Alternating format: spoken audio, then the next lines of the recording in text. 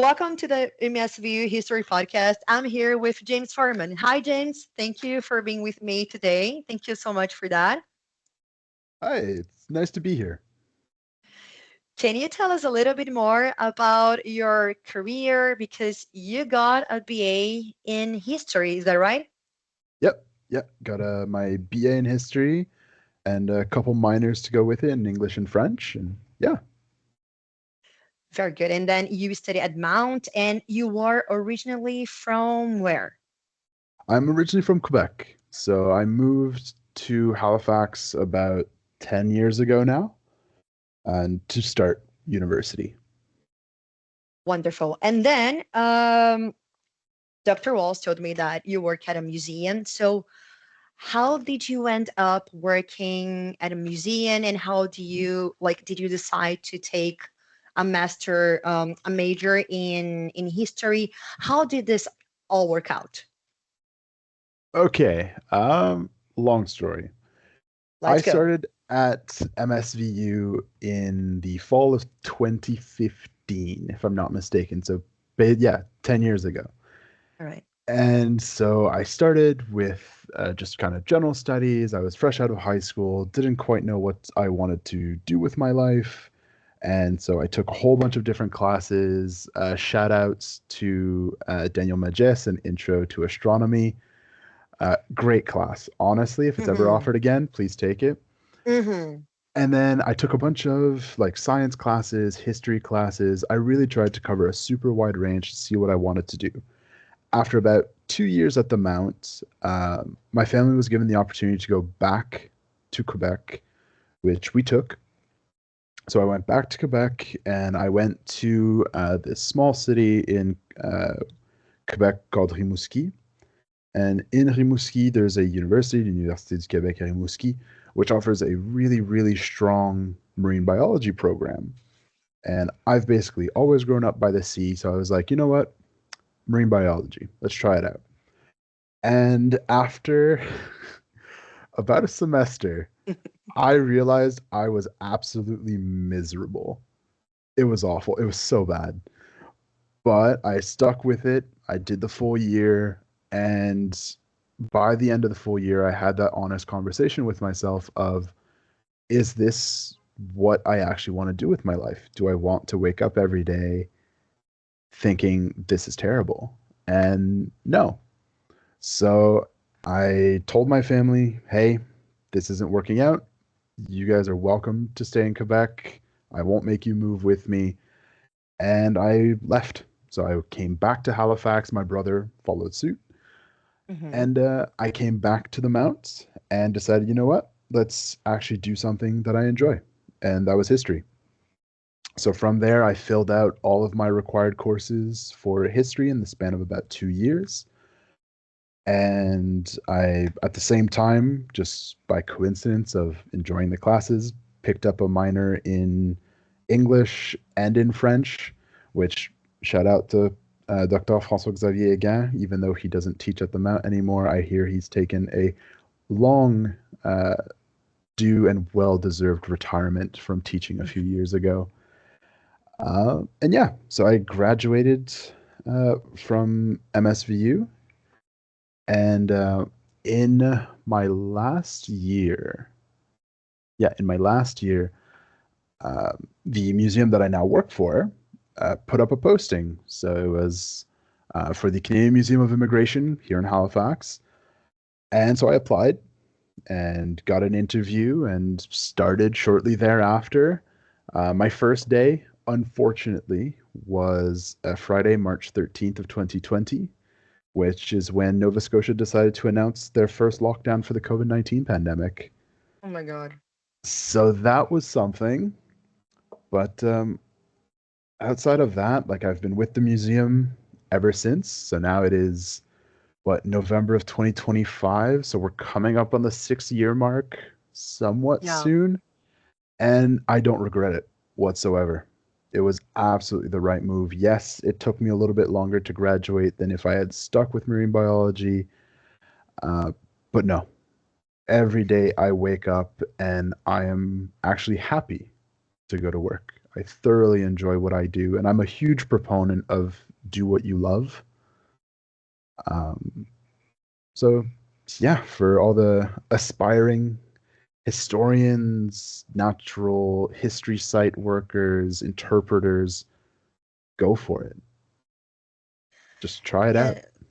Yeah, yeah, I sympathize because I think everyone goes, well, not everyone, but some people just like us because I went through what you went through as well. And I think this is pretty common. Like, we are very young when we finish school, we are very young to decide what are we going to do to the rest of our Mhm. lives. Uh, it's a So yeah, it's a it crazy takes a decision. while. Yes, and like and everyone says like with a lot of pressure on us. So you are too young for that too. It's like a lot of responsibility. So I think trying different paths, it's pretty common. And we don't truly have like a time, right? I have to graduate until I don't know, until 25 years old. Yeah. Everyone like has a different path. So I think this is really important because a lot of people might have been through that at Mount as well. Mhm. And then you like decided to do what you love. And right now you said that every single like thing you've done like counted positively and you don't regret. So tell us a little bit more about your day by day, like the best part of your jobs, how you guys preserve like documents, share the Mhm. details. So, okay, so my day by day, my official title Hmm. at the Canadian Museum of Immigration is heritage interpreter. Hmm. So, heritage interpreter basically does the work of making history digestible for the kind of wider audience. So, for folks who you can't present like this super dense historical piece of writing, how do you boil that down into a form where Hmm. an audience will actually engage with it? Because that's the biggest thing. Hmm. Our museum has so much stuff in it, but if you just don't make it accessible, no one's really going to engage with it. And that's actually the biggest part of my work, of our collections department, of our curation department's work, is making history accessible to people, Hmm. whether that is making it available for folks who are differently abled, so people who are non-sighted or low-sighted, people who have issues with hearing, so making all of that equally accessible to everyone, and then making it so that, again, for people who might have reading difficulties as well, so that it's not, Yeah. say, a mile-long paragraph. How do you get the most important points out of the information that you're trying to put out there and make it fun? But then my day by day, so basically, right now, the museum is currently going into its quote unquote down season. So in the winter, Halifax kind of slows down a little bit. Things aren't quite as busy, aren't as hectic.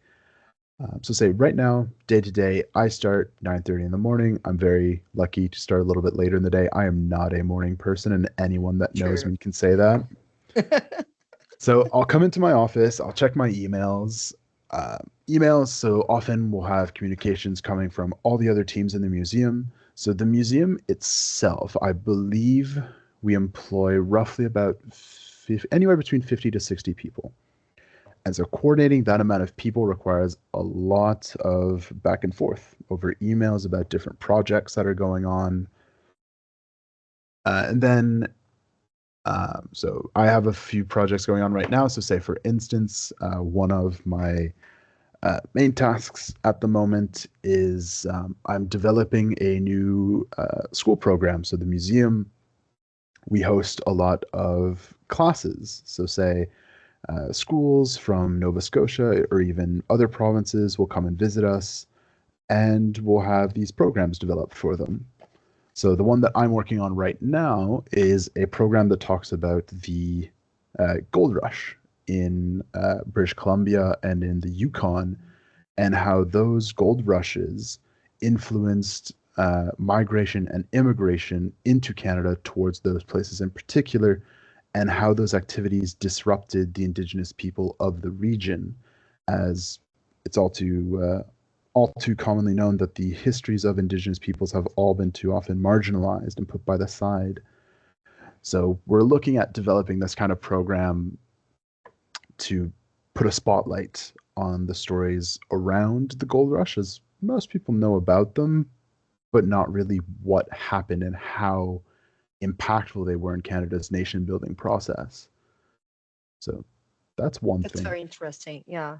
Yeah, it's honestly been a lot of fun to research. It's a lot to get into, and it also just goes to show how interconnected Canadian and American history has been as well, Yes. as a lot of Americans found themselves in Canada for the gold rush and Hmm. never left, just decided to make Canada their new home. That's very interesting. This could be another episode of podcast if you want to. Yeah, oh, I'd love If you that. agree on that, it would be amazing. Yeah. Um, but outside of that, otherwise, making sure that things are just running smoothly in the museum as well is important. So one thing that some of my colleagues don't appreciate quite as much, but I don't mind. I make schedules for all of Hmm. our hourly staff. So the folks who are on the floor of the museum, that are in the spaces, answering questions, delivering tours. It's like playing Tetris for about an hour a day, and Yeah. I quite enjoy it. Um, but now, in the current time of year where we're just coming off of the Halifax Security Forum, another big thing that we get to do at the Immigration Museum is speak with a lot of foreign dignitaries, as they will have countrymen and countrywomen that would have immigrated into Canada. So, say, for instance, what we are recording on a Monday the 24th. Hmm. Yesterday, I had the opportunity to meet the German ambassador, or one of them, Amazing. as I learned that Canada actually has two ambassadors from Germany. They're so cute. They're a married couple. They're Really? adorable. Yeah, honestly, couple goals. That's Uh, absolutely amazing. yeah. So that's it. So we get to meet some of those really, really interesting people, and keep talking about how Canada and those countries can further deepen their Hmm. relationships. And yeah, it's a great opportunity, and it's actually opened my eyes to the field of foreign affairs and diplomacy, and how those are also avenues open to people with historical backgrounds. And usually, we were like talking before we start the interview officially. Mhm. So you were telling me that with um, working at a museum gives you a lot of opportunity to actually meet people from other countries Mm. and go a little bit further, right? So with the diplomacy part, um, do you usually like, because you are right now working at the museum for 6 years, Hmm. so how many people do you think you had the chance to know from other countries, like in a political way? Um, Have you ever thought about that?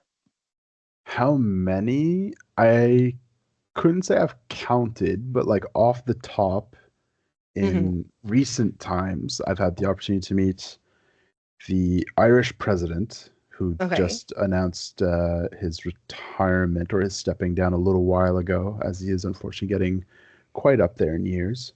Mm. Um, the president of Kosovo a few years ago, which was super, super interesting because she, I believe at the time, was one of the youngest heads of state ever. Hmm. If I can just find her quickly. Uh, Just do some research. yeah, here she. Yeah, here I found her. Um, yeah, so I believe at the time of me meeting her, she had just turned 40. Okay. So yeah, so she was super, super nice. Otherwise, just over the past few weeks, I've had the opportunity to meet a number of ambassadors. So the German ambassador yesterday, the Polish ambassador the day before that, Italian ambassador from France, another from Ireland who was so sweet. He was such a nice fellow. Oh my God.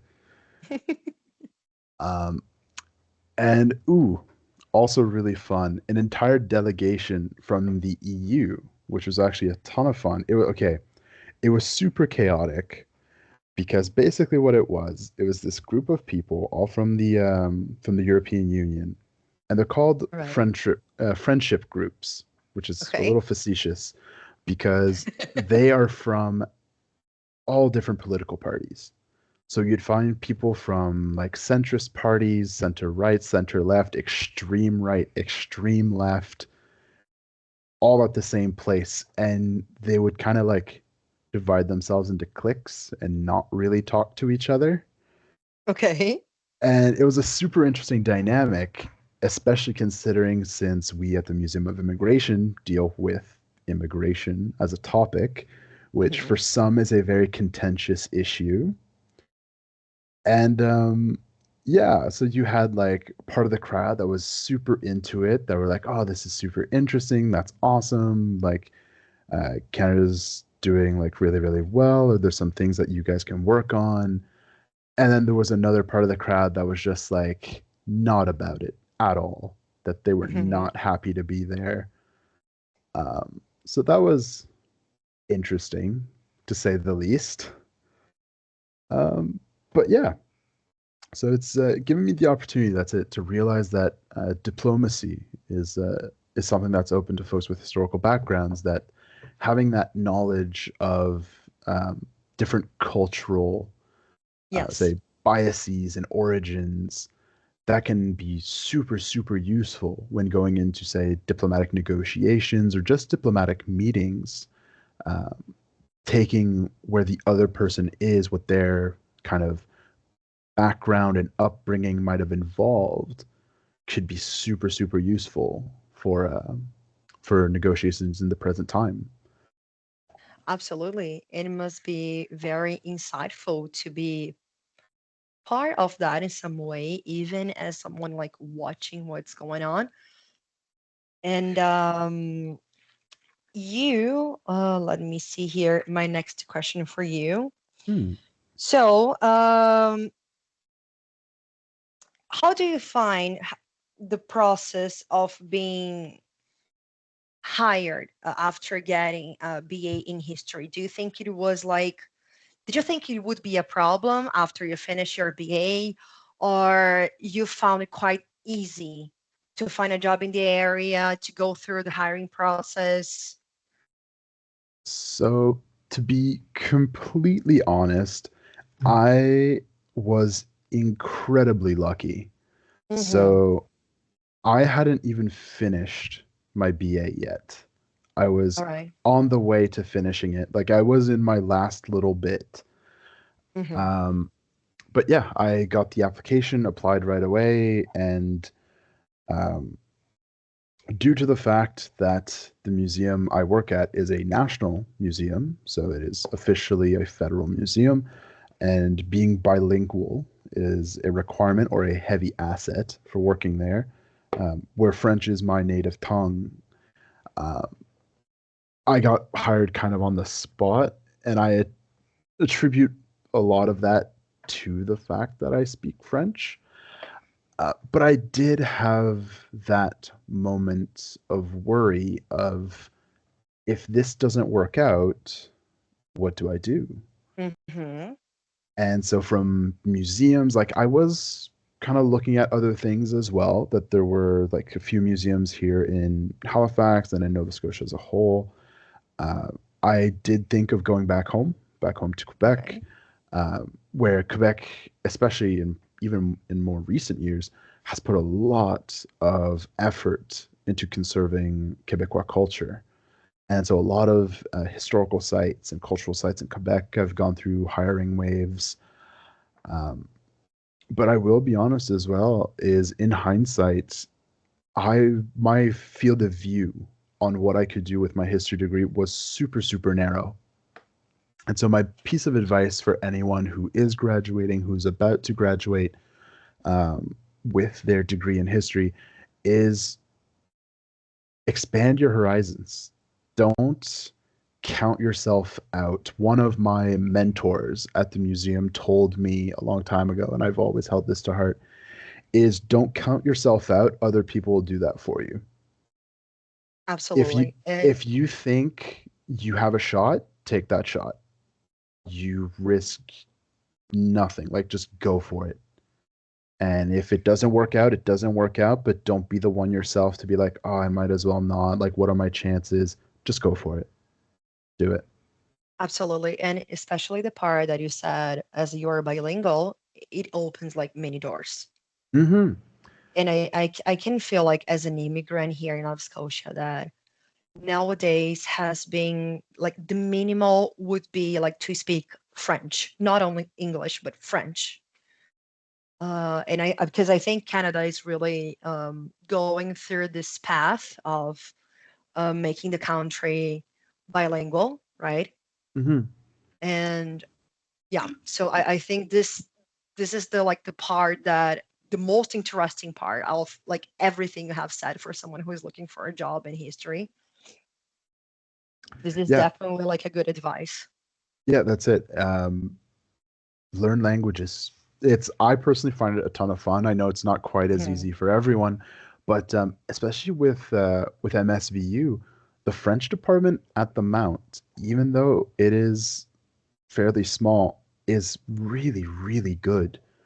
You guys Yeah, at the Mount have access to absolutely top tier French language instructors. And I know that the French Society at the Mount is also really stellar. They do a bunch of really good work. So if that's something that might interest you, absolutely. give them a call, shoot them an email, go see them. They're down there in that third floor of Seton Building. Uh, Go chat. They don't bite, or at least they didn't when I was there. So I don't think they do it yet. okay, okay, that's good. Yeah, I sometimes I follow some update of the French society at Mountain. That's true. They are really like wonderful, and they were hosting some. I think it was last week, some event at Mount because I saw the flyers are around, and it's amazing. I had the opportunity to take a placement test with one of the professors, and the placement test was very like thorough, like very complete, and they were very accurate to find my correct level and start pursuing a course at Mount was really good. All the procedure was like very soft. Okay, so James, is there anything else you would like to add to our conversation? Um, Honestly, I have no more questions for you because you clarify everything, so I'm good. okay.